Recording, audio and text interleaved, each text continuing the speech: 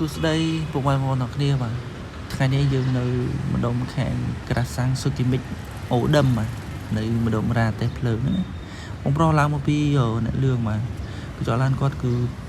បែកមិនតិចទេហើយដាក់ហាក្តៅទៅវារៀលចូលពីចង្អាម3ចង្អាមហើយបងប្អូន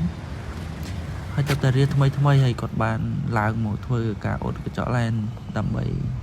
ការពារកុំឲ្យវារៀលដើរហើយនឹងកាត់បន្ថយស្នាមបាទគឺយើងអ៊ុតបានស្អាតមែនតើដោយសារតែកញ្ចក់ឡានប៉ុនគាត់គឺទៅតែបែកថ្មីមូលហេតុដែលបែកធ្វើឲ្យឆ្នោតវែងអញ្ចឹងគឺដោយសារតែឡានគាត់នឹងគឺបែកបន្តិចទេបន្ទាប់មកគឺគាត់ដាក់ហាក្តៅខ្លាំងដាក់ហាក្តៅ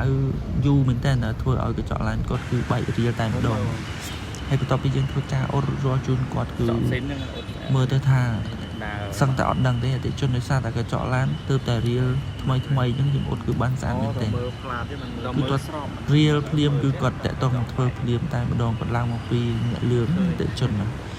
ហើយនេះម៉ោងប្រហែលជា7:06ហើយបងប្អូនមក5ជាងហើយហើយទេសភាពនៅខាងនេះគឺនៅម្ដុំខាងអូដឹមខាងកំពូលម្ដុំរ៉ាតែភ្លើងក្រាសាំងស៊ូគីមិចអតិជនយើងណាត់ជួបគាត់ត្រឹមហ្នឹងបាទវិសាតែគាត់ធ្វើដំណើរតាមផ្លូវហ្នឹងគឺណាត់ធ្វើនៅកន្លែងហ្នឹងគឺស្រួលបាទឆ្លាស់ទីធ្លាធំបាទហើយអរគុណបងប្រុសបាទជឿជាក់នៃសេវាកម្មខាងបងប្អូនបាទ